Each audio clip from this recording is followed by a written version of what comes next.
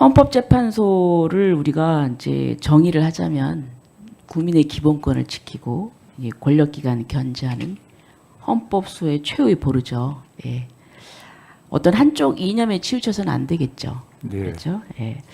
그래서 이 구성 원리를 보니까 헌법재판관이 9명입니다. 근데 9명인데 대통령, 국회, 대법원장, 우리나라의 그 상권 분립에 이 행정부, 입법부, 사법부 골고루 3명씩 추천하도록 돼 있어요.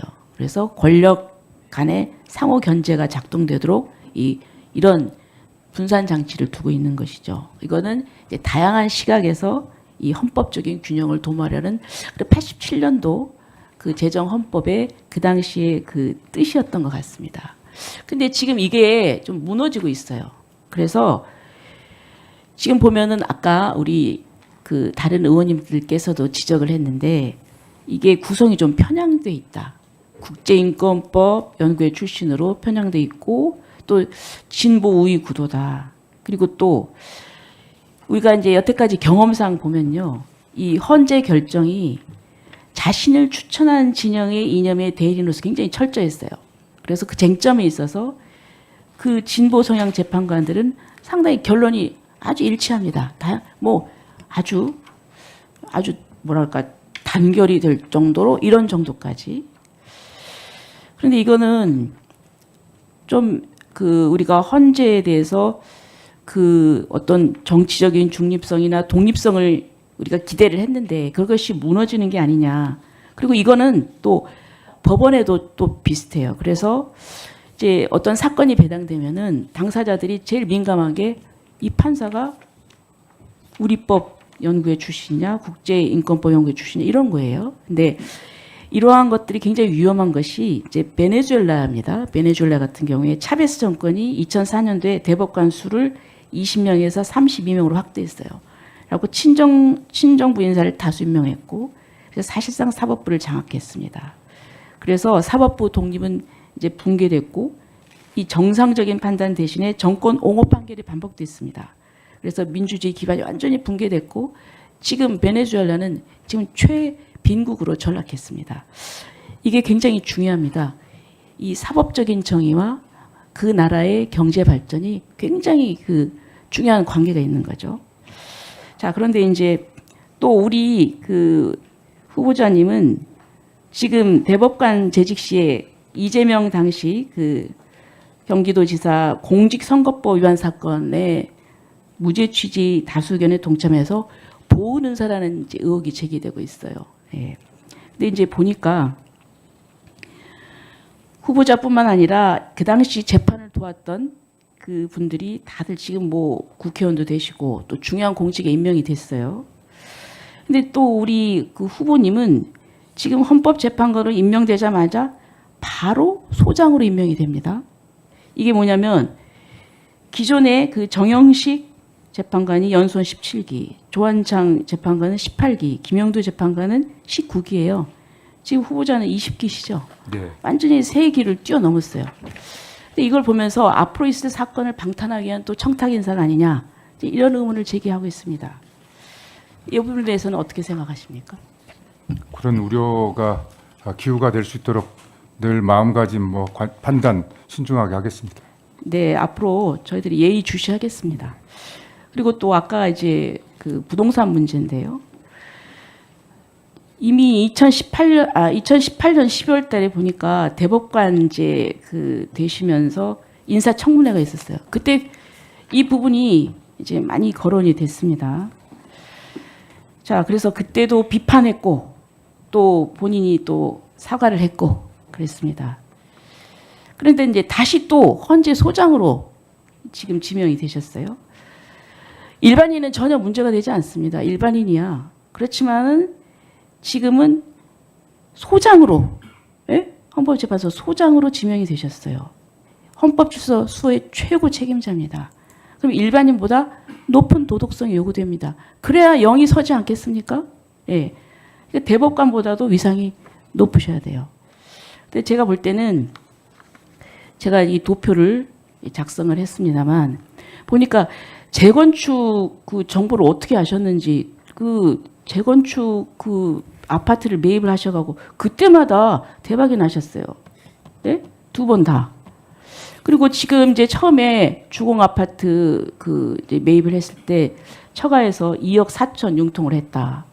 유영아 의원님 이제 질의서를 보니까 거기에 이제 장인 장모로부터 빌렸다. 그런데 어떻게 그 근거가 있으십니까? 네, 있습니다. 그건 뭐 어떻게? 송금 자료가 아, 있습니다. 송금 자료가 있어요? 네, 네. 그러면 뭐 그 빌렸으니까 뭐 이자 주셨나요? 네, 그런 거 다 송금 자료에 나타나고 아, 있습니다. 이자도 주셨어요? 네, 네, 네. 아, 그리고 또 갚으셨고. 네, 네. 네. 그러면 그 이외에는 어떻게 또 재산 형성을 어느 정도 좀 하셨네요? 뭐 저희 어떤 처가의 도움을 받아가지고 이렇게 일련의 과정이 있었는데 위원님 좀 구차한 변명이지만 딱 하나만 해드리고 싶습니다. 이 재건축 정보를 알고 했다라고 하는 부분에 대해서는 그 첫 번째 재건축 아파트는 그 주변 일대가 다 그냥 재건축된다는 게 뭐 공지의 사실이어가지고. 아, 알겠습니다. 네. 예, 예, 좋습니다. 그런데 이제 두 번째 이 노건 한신 아파트가 이제 메이플 자이 아파트로 됐는데요. 네. 지금 현재 시세가 50억이 훌쩍 넘어요. 그러니까 완전히 우리 후보자는 이 평범한 국민은 말이죠. 강남에 똘똘한 아파트 한 채 있는 게 소원이에요. 근데 정말 굉장히 어려운데 야, 후보자께서는 갭 투자의 달인이다. 이게 좀 이런 부분에 있어서 저는 그리고 또 보니까 주민등록 이전하는 게 제가 어저께 그거 보면서 머리가 아프더라고요. 주민등록을 이렇게 저렇게 이렇게 이전하시고 그래서 자, 이 부분이 과연 대부분의 경우에는 그저 아파트 하나 사면 그냥 계속 거기서 20년, 30년 삽니다. 예? 근데 그런 걸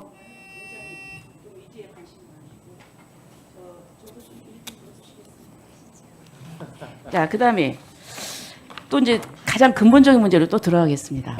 네. 지금 우리나라는 삼권 분립이 맞습니까? 네. 삼권 분립. 근데 지금 이 삼권 분립이 아주 흔들리고 있어요. 뭐냐? 지금 입법권을 지금 이제 민주당이 다수를 점하면서 지금 지난 5월 1일 날 대법원에서 이재명 후보자 그 당시 이 유죄 취지로 파기환송을 하니까 민주당에서 엄청나게 압박을 했습니다. 대법원장 탄핵하겠다, 대법관 탄핵하겠다, 그리고 특검하겠다, 청문회 세우겠다, 그리고 재판 절차 중지법 하겠다, 대법관 증언하겠다. 사실 사법부로서는 대법관 증언 부분에 대해서 굉장히 비판적이지 않습니까? 뭐 30명 증언, 100명 증언하겠다. 그다음에 또 헌법재판소에서 그 대법원 판결에 대해서 또 소원을 하는 그런 걸 인정을 하겠다. 뭐 공판 절차 중지를 하겠다. 엄청나게 압박했어요. 근데 거기에 대해서 법원은 끽소리도 못하고 완전히 바람이 불지도 않는데 누워버렸어요. 이게 이렇게 입법부가 이렇게 사법부를 이렇게 압박하게 되는 겁니까? 어떻게 생각하세요? 제가 그러면 간단히 말씀드려도 되겠습니다, 위원장님. 좀 구체하긴 합니다만 그 재건축 정보와 관련해서 한 번만 더 말씀드리겠습니다. 그 최종적으로 저희가 반포자협회를 팔았습니다. 사실은 주변에서는 이게 파는 게 뭐에 파냐라고 했는데도 그 당시 여러 가지 정리해가지고 노건한신 아파트를 샀고요. 한 5년간 거주했는데 저희들 그 노건한신 아파트를 매수할 당시에 노건한신 아파트가 재건축이 될 거라고 전혀 생각도 못했고 사실상 그 일대 재건축에서 노건한신 아파트는 배제되어 있는 상태였습니다. 5년 거주 후에 갑작스럽게 서울시가 결정돼가지고 어쨌든 저 위원님께서 말씀하시는 어떤 가치 상승의 이익을 얻게 되는 그런 결과는 됐습니다. 그 과정에 대해서는 좀 구체하지만 변명드리고요. 전체적으로 말씀하신 취지 저 유념하겠습니다. 판사들이 일련의 상황에 대해서 이렇게 신중하게 워낙 판사들이 이렇게 재판 이외의 현안에 대해서 신중한 입장이기 때문에 그리고 또 진행 중인 사건과 관련되기 때문에 그런 것이라고 생각이 됩니다. 또 각 법관들은 법관들대로의 생각을 갖고 있지 않을까라는 생각합니다. 네. 네. 수고하셨습니다. 다음으로 우리 간사님들, 양당 간사님들 질의 이어가겠습니다. 먼저 장동혁